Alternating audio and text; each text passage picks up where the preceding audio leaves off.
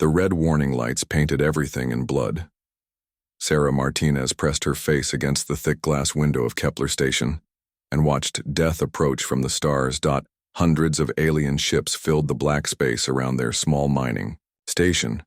Each ship was massive, gleaming silver and gold in the light of the distant sun.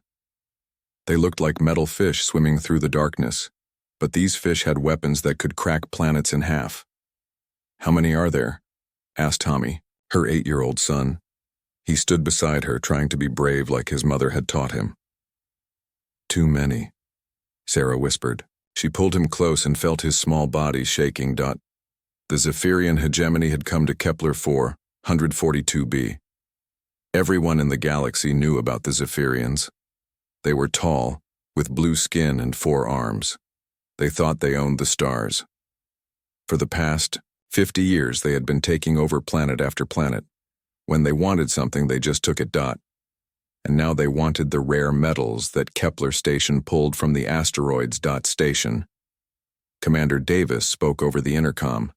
His voice tried to sound calm, but Sarah could hear the fear underneath.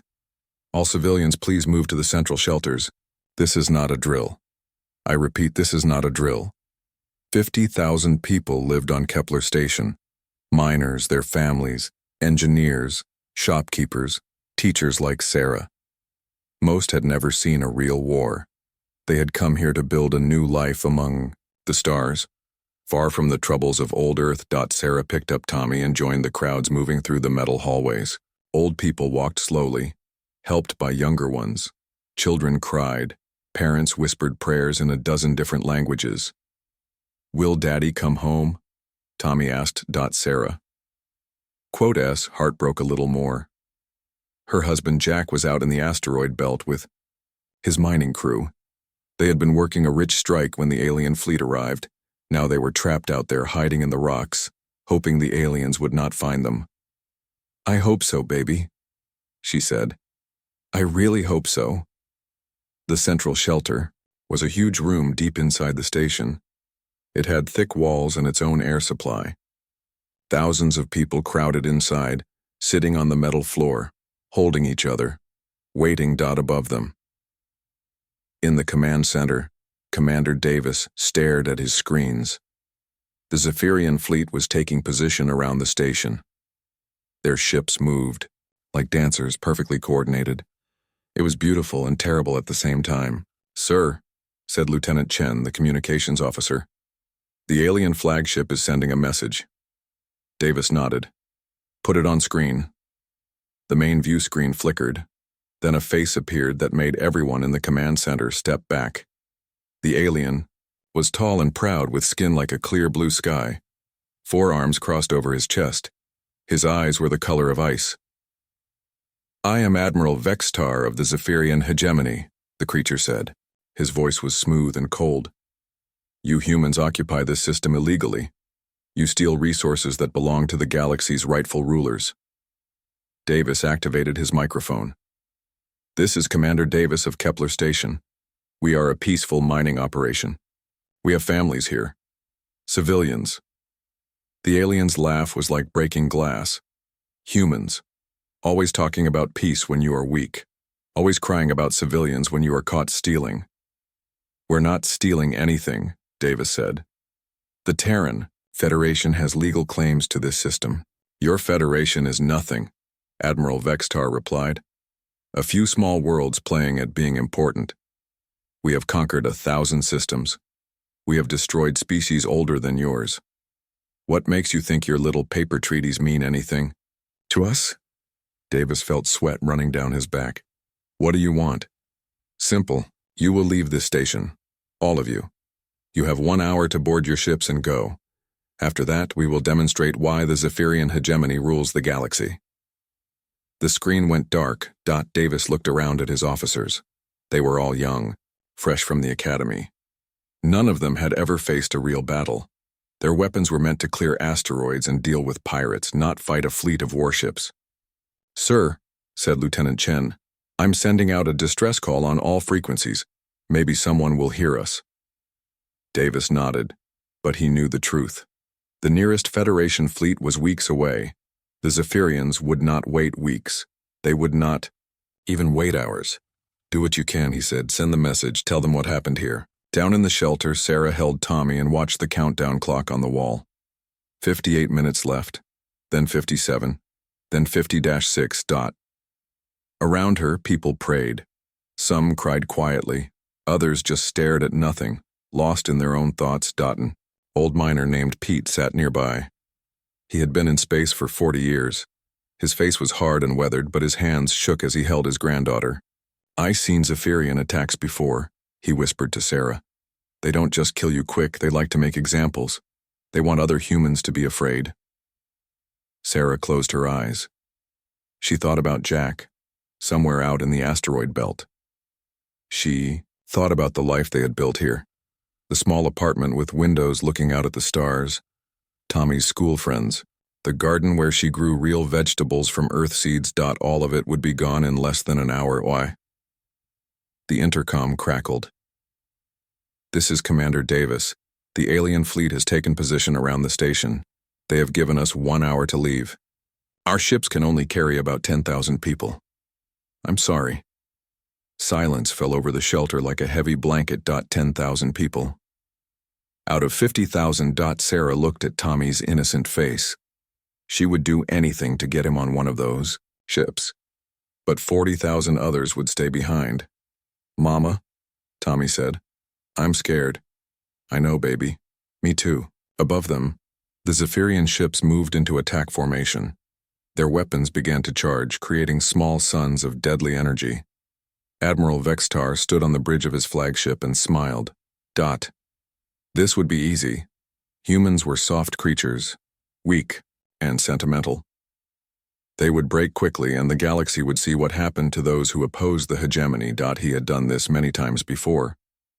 Soon, Kepler Station would be nothing but glowing debris, and the humans would have learned another painful lesson about their place in the universe. The countdown clock showed 30 minutes remaining. In space around the station, the alien fleet waited like hungry wolves. And in the shelter deep inside Kepler Station, 50,000 humans waited to die. Chief Petty Officer Sarah Chen sat in the pilot seat of the patrol ship Defiant and watched the stars turn slowly past the windows.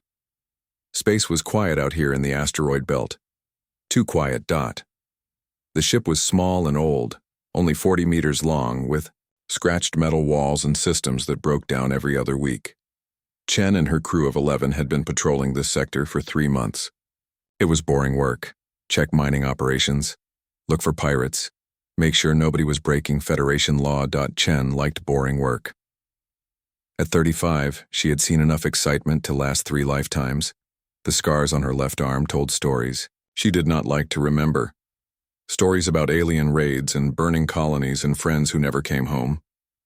"Chief," called Petty Officer Rodriguez from the communication station. "I'm getting something on the emergency band. Sounds bad?" Chen turned in her chair. Rodriguez was young, maybe 22. His face was pale as he listened to whatever was coming through his headset. "Put it on speakers," Chen said. Static filled the air. Then a voice, broken and desperate. "Mayday, Mayday. This is Kepler Station. We are under attack by Zephyrian forces. Repeat, Zephyrian fleet is attacking Kepler Station. Hundreds of ships. We have 50,000 civilians. Please, someone help us. Anyone. We don't have long." The message repeated, then stopped. Silence filled the small bridge of the Defiant. Chen felt something cold settle in her stomach. Her brother Mike lived on Kepler Station. So did his wife Lisa and their 2 kids, 8-year-old Amy and 5-year-old Ben. Amy wanted to be a pilot like her Aunt Sarah. Ben collected rocks from different planets. "Chief?" Rodriguez asked quietly. "What do we do?" Chen looked around at her crew. They were good people. Most were young on their first assignment. A few were older, like Sergeant Walsh, who ran the weapon systems. Walsh had fought in the border wars. He knew what Chen was thinking. "Kepler Station is 4 hours away at maximum burn," said Lieutenant Foster, the navigation officer. He was checking his charts. "But Chief, the message said hundreds of ships, hundreds." Chen nodded. The Defiant had exactly 6 torpedo tubes and 2 laser cannons. Against 1 Zephyrian ship, They might have a chance. Against hundreds, they would. Last about 30 seconds. We should contact Fleet Command, said Foster. Let them know what's happening. Maybe they can send help. Fleet Command is 12 hours away, Chen said. By then, Kepler Station will be space dust. She stood up and walked to the small window at the front of the bridge. Stars looked back at her. Cold and distant and uncaring. Her brother Mike had left Earth 5 years ago. He said he wanted to give his kids a better life among the stars. Chen had tried to talk him out of it. Space was dangerous, she said. Stay on Earth where it's safe. But Mike had laughed. Sarah, he said, you worry too much. What's the worst that could happen? Now she knew. Chief, said Rodriguez, I'm picking up more signals. Looks like the Zephyrians are jamming most communications, but some are getting through. The attack has started. Chen closed her eyes. In her mind, she could see Amy and Ben, hiding somewhere in the station, scared and crying. She could see Mike, holding Lisa, trying to be strong for his family. What are our options? Asked Sergeant Walsh. He was a big man with gray hair and calm eyes. Chen had served with him for 2 years. He was solid, reliable, the kind of soldier you wanted beside you when everything went wrong. We have 3 choices, Chen said. We can run away and let 50,000 people die. We can call for help that won't arrive in time. Or, she trailed off. The third option was insane. Completely insane. Or what? Asked Foster. Chen turned to face her crew. These were good people. Young people with their whole lives ahead of them. She had no right to ask them to throw those lives away. But she was going to ask anyway. Or we go to Kepler Station and do whatever we can, she said. Silence filled the bridge again. Rodriguez stared at his instruments. Foster looked at his navigation charts. Sergeant Walsh just nodded slowly like he had expected this. Chief, said Foster carefully, we're talking about one small ship against a Zephyrian fleet. That's not a battle. That's suicide. Maybe, Chen said, but those are my people on that station. Human people. And we're the only ship close enough to help. What can we possibly do? Asked Rodriguez. Our weapons are nothing compared to theirs. Our ship is nothing compared to theirs. Chen walked back to her pilot chair. She had been thinking about this problem for the past 5 minutes. The Defiant was small and old, but it had one advantage the Zephyrians might not expect. For the past 3 years, Chen had been secretly modifying the ship. It was against regulations, but she did not care. She was an engineer as well as a pilot. She understood how things worked. How to make them work better. The fusion drive had been upgraded with parts she had borrowed from various supply depots. The navigation computer now had military-grade processors that were definitely not supposed to be on a patrol ship. The hull had been reinforced with armor plating that had mysteriously fallen off a transport truck. Most importantly, hidden deep in the ship's core was something no one in the Federation knew about. Something Chen had built herself from stolen Zephyrian technology. I need to tell you all something, she said. This ship is not exactly what it appears to be. Her crew looked at her with confusion. What do you mean? Asked Walsh. Chen took a deep breath. I've been making some modifications. Illegal modifications. If Fleet Command ever found out, I'd spend the rest of my life in prison. What kind of modifications? Foster asked. The kind that might give us a fighting chance, Chen said. But I need to know if you're with me. All of you. Because if we do this, we're probably not coming back. She looked at each face on her bridge. These people trusted her. They had followed her for months through boring patrol missions and equipment breakdowns. Now she was asking them to follow her into hell. Rodriguez spoke first. My sister lives on Kepler Station too, he said quietly. She works in the hydroponics bay. If we don't try to help, who will? Foster nodded. I signed up to protect people. That's what we're supposed to do, right? One by one, the rest of the crew agreed. Even the engine room staff, when Chen called them on the intercom, said they were ready. Walsh was the last to speak. Chief, he said, I've been in the Navy for 20 years. I've seen what the Zephyrians do to human colonies. If there's even a small chance we can save those people, we have to try. Chen felt something warm spread through her chest. Pride, maybe, or just love for these crazy brave people who were willing to die for strangers. All right then, she said. Rodriguez, send a message to Fleet Command. Tell them what's happening at Kepler Station. Tell them we're responding. Foster, plot a course for Kepler, maximum burn, and I mean maximum. Push the engines past the red line. Walsh, start charging all weapons. We're going to need every shot to count. She sat down in the pilot seat and began powering up systems that were not supposed to exist. Deep in the ship, machinery hummed to life. Machinery that used principles the Federation did not understand. The Defiant turned toward Kepler Station and accelerated. Behind them, the asteroid belt fell away. Ahead, death waited among the stars. But Sarah Chen was done running from fights. She had spent 3 years preparing for something like this, even if she had never admitted it to herself. The Zephyrians thought humans were weak, soft, easy to break. They were about to learn how wrong they were. The Defiant dropped out of hyperspace like a bullet shot from the hand of God. One moment, space around Kepler Station was empty except for the Zephyrian fleet. The next moment, a small human ship appeared directly in the middle of their formation, moving so fast that it seemed to bend light around itself. Admiral Vextar stood on the bridge of his flagship and stared at the tactical display. The human ship was tiny, barely 40 meters long. It should have been destroyed the moment it appeared. Instead, it was dancing. What is that thing? He demanded. His 4 arms gestured at the screen, showing the impossible maneuvers the human ship was making.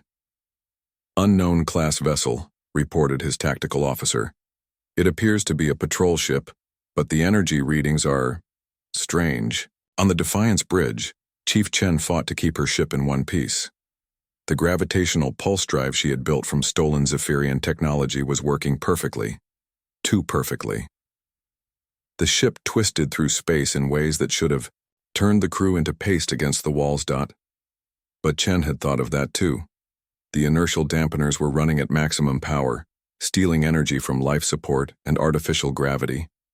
The air was getting thin and everyone felt weightless, but they were still alive. Incoming fire, shouted Rodriguez. 20 ships, all vectors. The space around the Defiant lit up with energy beams and particle streams. The Zephyrians were firing everything they had at the small human ship.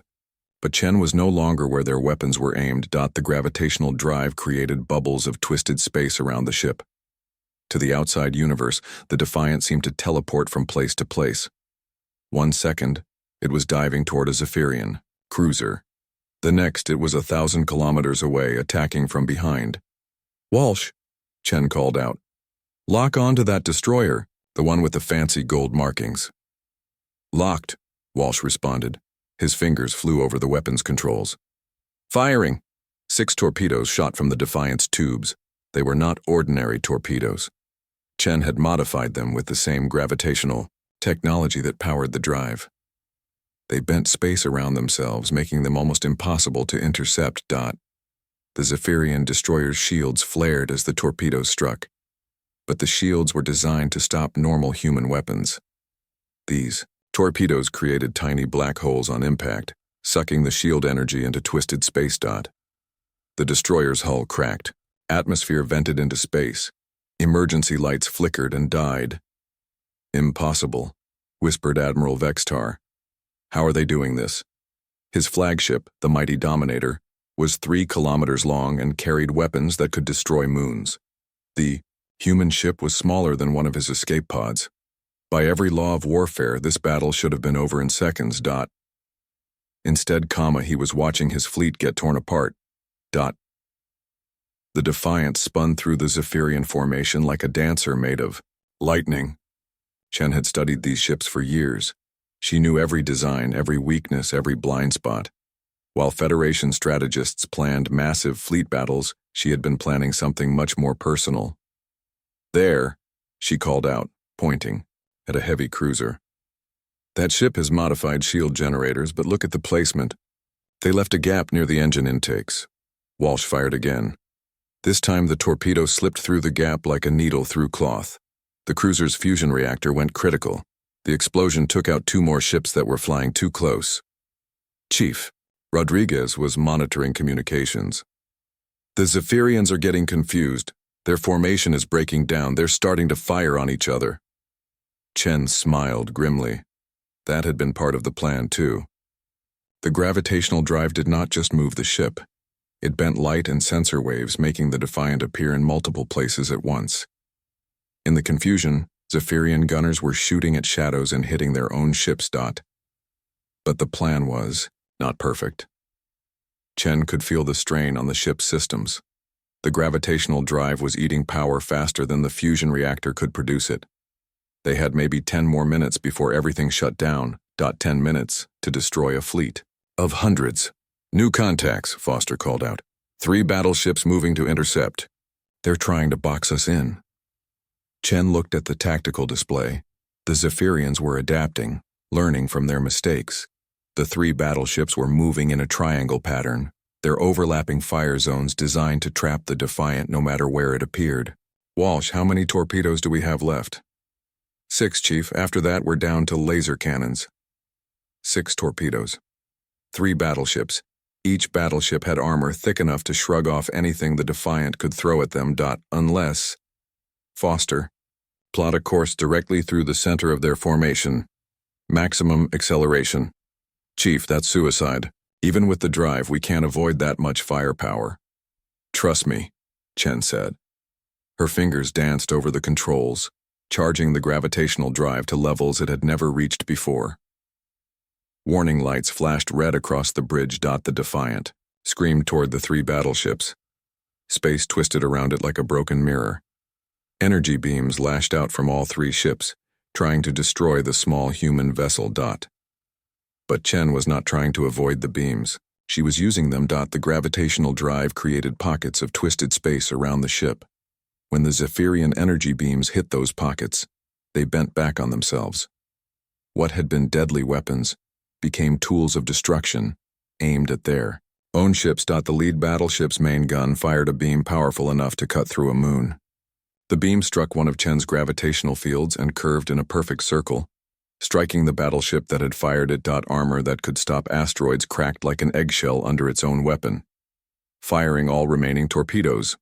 Walsh called out. 6 torpedoes shot toward the 3 battleships, but these were different from the ones before. Chen had programmed them to use the gravitational fields as slingshots, accelerating to impossible speeds. The first battleship died as a torpedo punched completely through its hull and exploded inside the bridge. The second battleship tried to turn away, but a torpedo struck its engine section and turned the massive ship into an expanding cloud of plasma. The third battleship fired everything it had at the approaching torpedoes. Point defense lasers filled space with deadly light. But the torpedoes were moving too fast, twisting through dimensions the Zephyrians did not understand. 3 torpedoes hit the third battleship at exactly the same moment. The explosions created a chain reaction that tore the kilometer-long ship in half. On his flagship, Admiral Vextar watched his 3 best battleships die in less than a minute. Around him, his officers stood in shocked silence. How many ships have we lost? He asked quietly. 47 destroyed, his tactical officer reported. 18 more damaged beyond repair. The human ship, it's still out there. Vextar looked at the tactical display. The tiny human ship sat motionless among the wreckage of his fleet. It seemed to be recharging its systems, preparing for another attack. In 70 years of conquest, he had never seen anything like this. The humans were supposed to be primitive, weak. Their technology was centuries behind Zephyrian science. So how was one small ship destroying his fleet? Sir, his communications officer said, the other ships are requesting orders. They want to know if we should retreat. Retreat. The word tasted like poison in Vextar's mouth. The Zephyrian hegemony did not retreat. They had conquered 1,000 worlds. They had destroyed species that had ruled the galaxy before Earth was even formed. But they had never faced anything like the ship that now hung in space before them, small and deadly and impossible. Maintain formation, Vextar ordered. All ships, Target the human vessel. Full power to weapons. If that ship can bleed, we will make it bleed. On the Defiant, alarms were ringing. The gravitational drive was overheating. The fusion reactor was running critical. Life support was failing. But Chen was not done. Not while her brother and his children were still trapped on Kepler Station. One more run, she said to her crew. We take out their flagship and maybe the rest will think twice about attacking civilian stations. She looked at the Dominator on her screen. It was beautiful in a terrible way. 3 kilometers of death and destruction, armed with weapons that could crack planets. Against it. She had one small ship with failing systems and a crew that should have died 10 minutes ago. Perfect odds for a human. Chen smiled and pushed the gravitational drive to maximum power. Space twisted around the Defiant like a living thing. The final dance was about to begin. The space around Kepler Station had become a graveyard of twisted metal and dying stars. 70-3. Zephyrian ships floated as broken hulks among the asteroids. Their hulls were cracked open like eggs, spilling atmosphere and crew into the cold vacuum. Emergency beacons flashed uselessly in the darkness, calling for help that would never come. And still the small human ship danced through their formation, untouchable as a ghost made of lightning and fury. Admiral Vextar stood on the bridge of the Dominator and watched his fleet die one ship at a time. His forearms trembled with rage and something he had not felt in decades. Fear. Status report, he demanded. 73 ships destroyed, his tactical officer reported.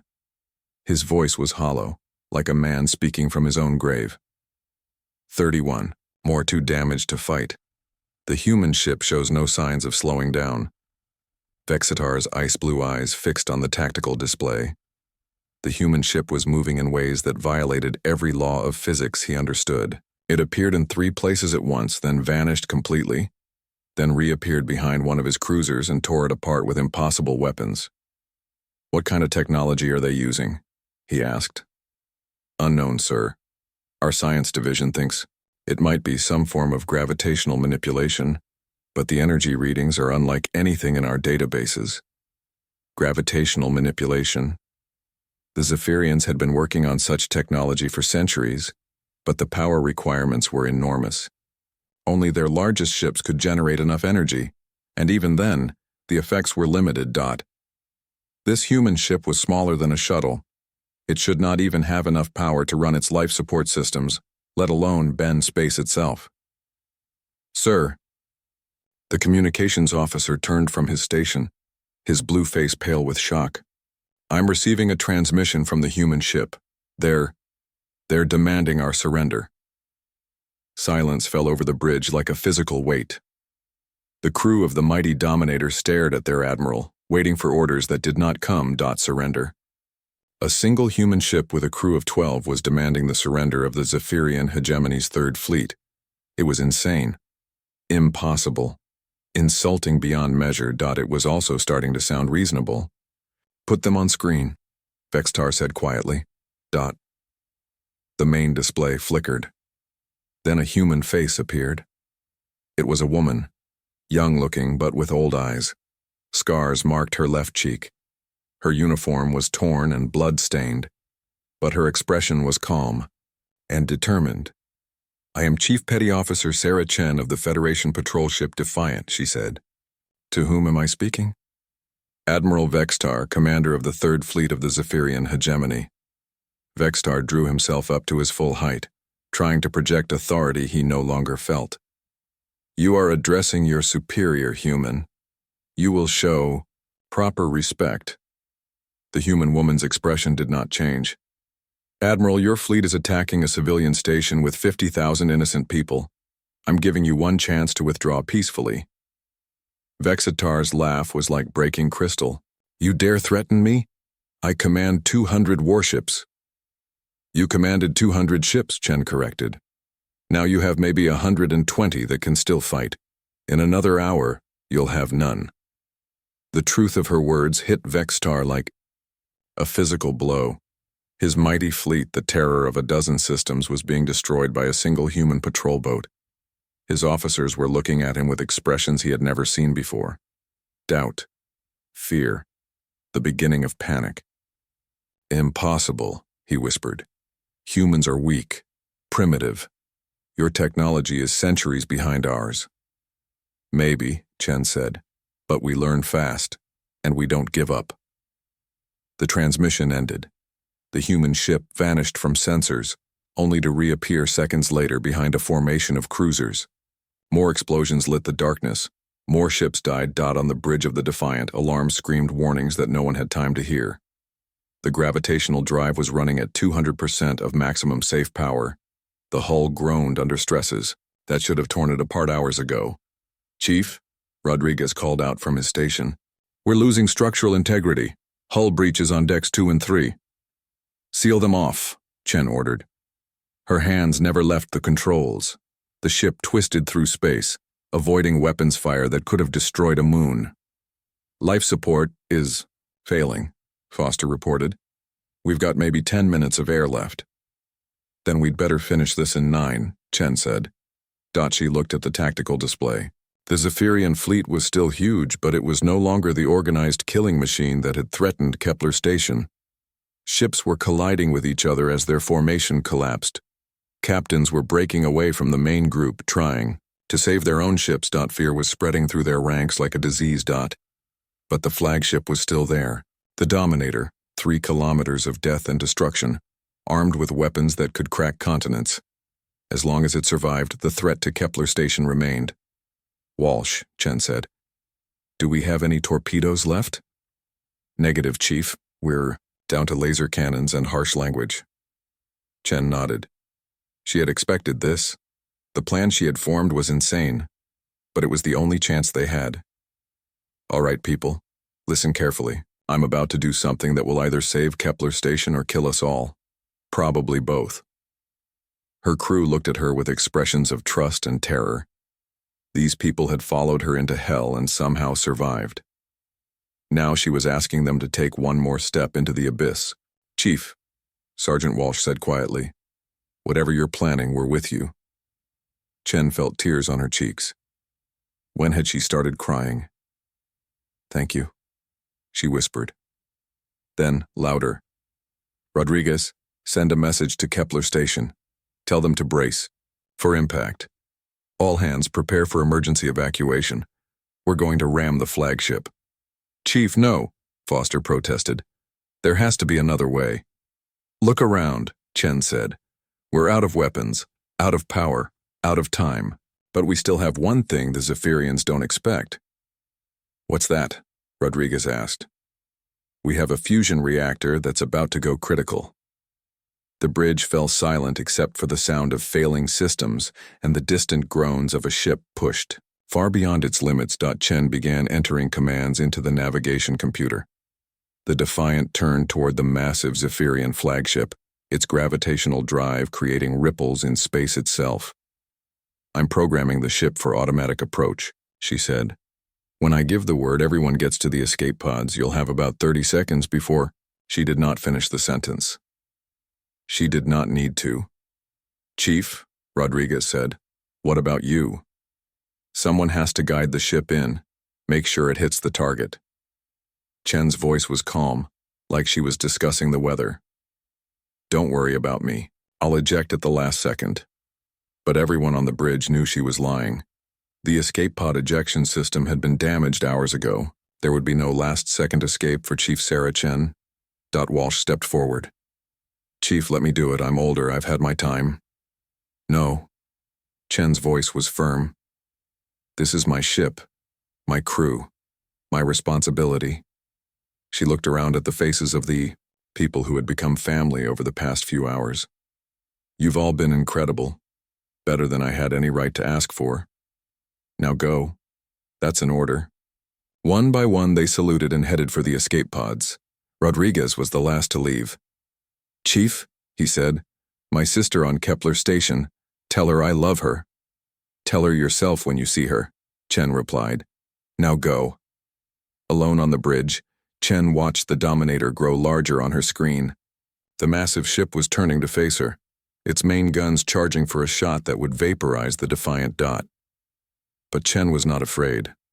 She thought about her brother Mike and his children. She thought about the 50,000 people on Kepler Station who would live because she was about to die. It was a good trade. The gravitational drive reached maximum overload. Space around the Defiant began to twist and warp, creating visual distortions that made reality itself seem to crack. The Zephyrian flagship fired everything it had at the approaching human ship. Energy beams powerful enough to boil oceans struck the Defiant's failing shields. But Chen had one final surprise. She activated the self-destruct sequence for the fusion reactor and fed all the released energy directly into the gravitational drive.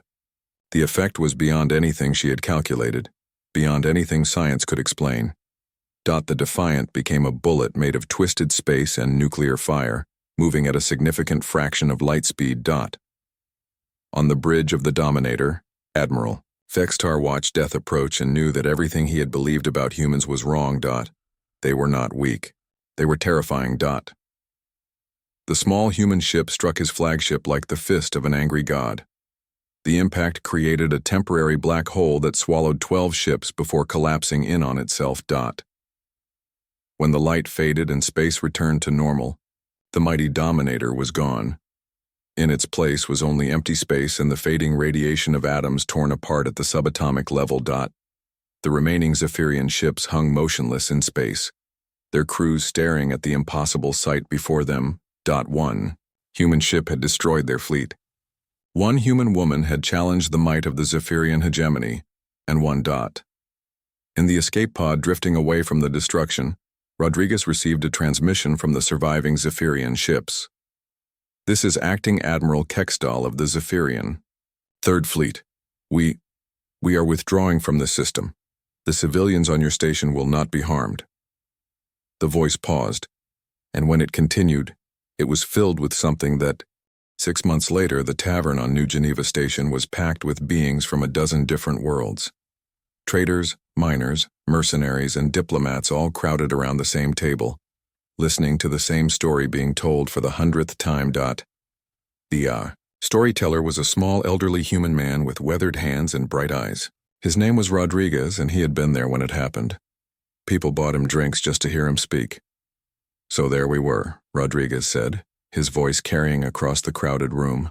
12 humans in a 40-meter patrol boat facing down the entire Zephyrian Third Fleet. 200 ships, each one bigger and more powerful than anything in the human navy. A Corvani trader with 4 eyes leaned forward. And you really thought you could win? Rodriguez smiled and took a sip of his beer. Win? Friend, we thought we'd be dead in 30 seconds. But Chief Chen, she had other ideas. Across the galaxy, similar conversations were happening in 1,000 different languages. The Battle of Kepler Station had become legend. But like all legends, the truth was both simpler and more incredible than the stories. On Earth, in the headquarters of the Terran Federation Navy, Admiral Harrison sat in his office reading reports that made no sense. According to the official investigation, a single patrol ship had destroyed 73 enemy vessels and forced the retreat of one of the most powerful fleets in known space. It was impossible. It violated every principle of military strategy and physics. It had also changed everything. The door to his office opened. Captain Morrison entered, carrying a data pad and wearing an expression of barely controlled excitement. Admiral, Morrison said, you need to see this. The intelligence boys have been analyzing the wreckage from Kepler. They found something. Harrison looked up from his reports. What kind of something? Gravitational drive components, hidden inside the patrol ship's engine room. The technology is... Morrison paused, searching for words. Sir, it's 50 years ahead of anything we thought possible, maybe 100 years. Where did it come from? That's the interesting part. According to the engineering logs, Chief Chen built it herself, from scratch, using stolen Zephyrian technology and parts she had acquired through various questionable means over the past 3 years. Harrison leaned back in his chair. She built a weapon that could destroy battleships and nobody knew about it? Nobody. She never filed a single report about her modifications. Never asked for permission. Never told anyone what she was doing. Harrison was quiet for a long moment, then he asked, Why? According to her crew, she said she wanted to be ready. Just in case. Just in case. A human had looked at the vast, dangerous galaxy and decided that the official weapons were not enough. So she had built her own, in secret, using stolen technology and salvage parts. It was the most human thing Harrison had ever heard. Sir, Morrison continued, there's more. The wreckage analysis suggests that Chief Chen's modifications were not unique. She was part of a network. Other human ships scattered across the Federation have been making similar upgrades. How many others? We don't know yet. But sir, if even 10% of our patrol fleet has been secretly upgrading their ships. Morrison trailed off. But Harrison understood. The galaxy had spent decades thinking that humans were weak, primitive, no threat to the established powers. They had been very, very wrong. On Kepler Station, life had slowly returned to normal. The mining operations had resumed. Children played in the parks. Families gathered for dinner around tables that should have been vaporized by alien weapons. Sarah Martinez sat with her son Tommy in their small apartment, looking out at the stars. Jack had made it home safely from the asteroid belt, along with most of the other miners. The family was whole again. Mama, Tommy said, tell me about the lady who saved us. Sarah smiled. Her name was Sarah Chen. She was a chief petty officer in the Federation Navy. Was she scared? I think she was terrified, but she did what needed to be done anyway. Tommy was quiet for a moment, thinking the way 8-year-olds do. Will I be brave like her someday? I hope so, baby. I hope you'll never need to be. But even as she said it, Sarah knew it was not true. The galaxy was a dangerous place full of species that viewed humanity as prey. There would be other battles. Other heroes would be needed. And they would come. She was sure of it. In the depths of space aboard a Corvani merchant vessel, Captain Thexval studied the intelligence reports his government had purchased from Zephyrian survivors. The reports made disturbing reading. The humans were not what they seemed. For decades, the galaxy's major powers had dismissed them as a minor species, barely worth noticing. They controlled only a few dozen systems. Their technology was primitive. Their military was small and poorly equipped. But the Battle of Kepler Station had revealed the truth. The humans had been hiding, learning, preparing. One patrol ship had destroyed a fleet. What could their main battle groups do? Thexval made a note in his personal log. Recommend immediate diplomatic contact with Terran Federation. Humans are no longer to be considered a minor power. Similar recommendations were being written in the halls of power across known space. The Altarian Council declared humanity a species of interest. The Regelian Trade Consortium offered exclusive mining rights to human colonies. Even the proud Andromedans, who had never acknowledged the existence of any species younger than 50,000 years, sent a formal greeting to Earth. But it was the Zephyrians who changed the most. Acting Admiral Quaked, who had commanded the retreat from Kepler Station, stood before the High Command on Zephyria Prime. The Great Hall was silent as he delivered his report. The human species, he said, his forearms clasped behind his back, is not what we believed. They are not weak. They are not primitive. They are possibly the most dangerous species in the galaxy. The High Commander, ancient and proud, shifted on his crystal throne. You were defeated by a single ship. Yes, sir. A single ship crewed by 12 humans destroyed 73 of our vessels and forced the retreat of our entire fleet. How is this possible? Quaked had been asking himself. The same question for months. Sir, I believe we have fundamentally misunderstood human nature. We assumed that because they are physically weaker than us, they are inferior in all ways. We were wrong. Explain. Humans do not fight like we do. They do not rely on superior numbers or more powerful weapons. They improvise, they adapt. They find ways to win that we never consider. Quaked paused, remembering the impossible maneuvers of the human ship, the way it had turned their own weapons against them. Sir, the human who destroyed our fleet was not even a military officer. She was a patrol officer, equivalent to our lowest rank, and yet she had secretly developed technology that surpasses our best scientists' work. The High Commander was quiet for a long time. When he finally spoke, his voice was thoughtful. "What do you recommend?" "Peace, sir. Immediate and permanent. Peace with the Terran Federation. We should offer them alliance, trade agreements, technology exchanges. You believe they are that dangerous?" "Sir, I believe they are that valuable.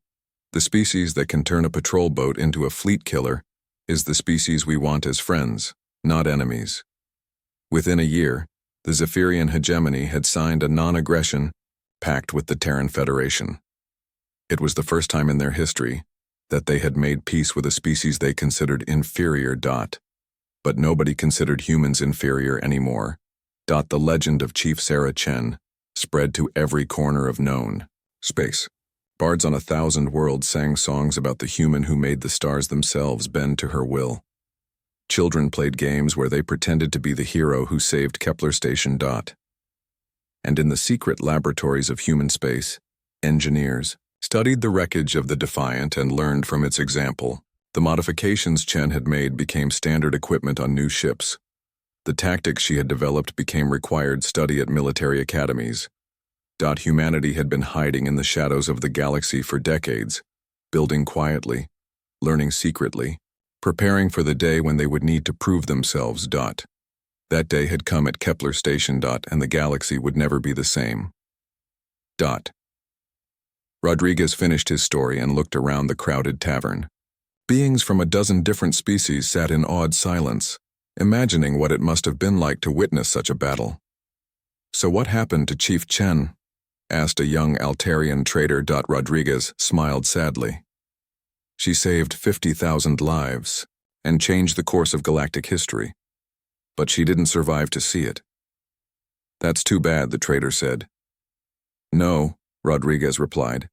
"That's human. We don't fight for glory or conquest. We fight for each other. And sometimes, if we're very lucky, we fight for something bigger than ourselves." He raised his glass in a toast. "To Chief Sarah Chen, the first human to earn the title of Void Breaker, and to all the heroes who will follow in her footsteps." The entire tavern raised their glasses. Beings who had been enemies for centuries drank together in honor of a human they had never met. Outside the tavern windows, the stars shone with ancient light. And somewhere among those stars, human ships patrolled the darkness, ready to defend the innocent and uphold the peace. The galaxy had learned an important lesson at Kepler Station. Never underestimate a species that names its ships Defiant and sends them into impossible battles with crews who refuse to give up.